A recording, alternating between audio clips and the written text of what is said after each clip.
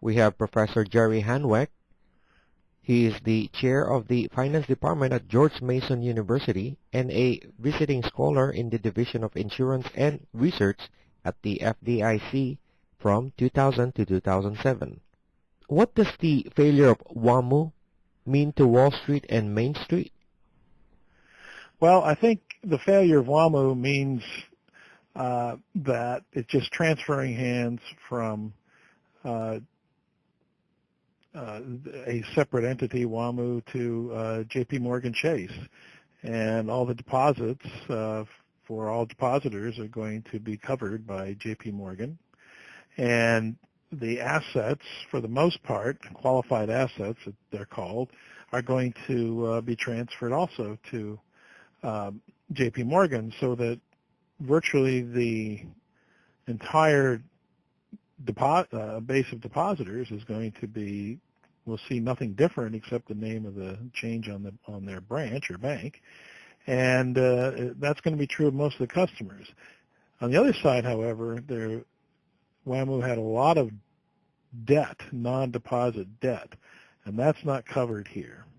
Their preferred stock is not covered, their subordinated debt is not covered, and certainly for shareholders, they're pretty much out.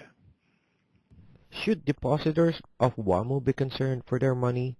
I mean, FDIC can only cover so much.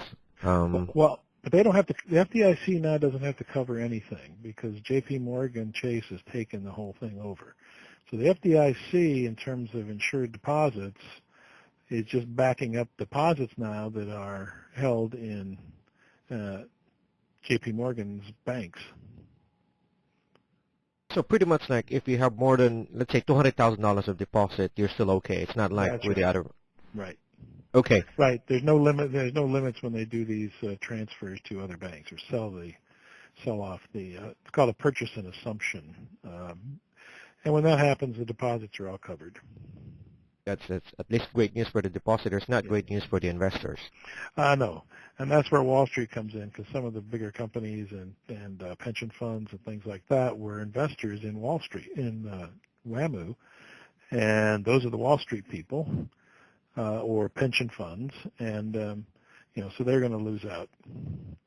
Okay. Now, should we let companies fail and let the companies with cash buy them instead of government bailout? What would happen with WaMu and JPMorgan Chase? Yeah, and that's what happened to Lehman Brothers as well, and they were sold off in 2 weeks, pretty much. And I have a particular opinion. I think it's shared by a lot of economists that the markets can absorb these institutions. And they have in the past, and particularly today when we have such a lot of capital just all over the world. So there's a lot of opportunities for the markets to take up these companies that have simply not been able to manage their risks very well. On the other side, the Resolution Trust Corporation that was set up to handle the savings and loan crisis, and that was established in 1989, did a pretty good job.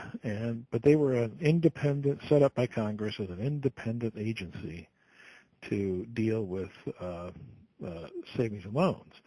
And they basically they took the companies over and sold off the assets, and they were out of business by 1996. So it seems that there's an alternative to the bailout.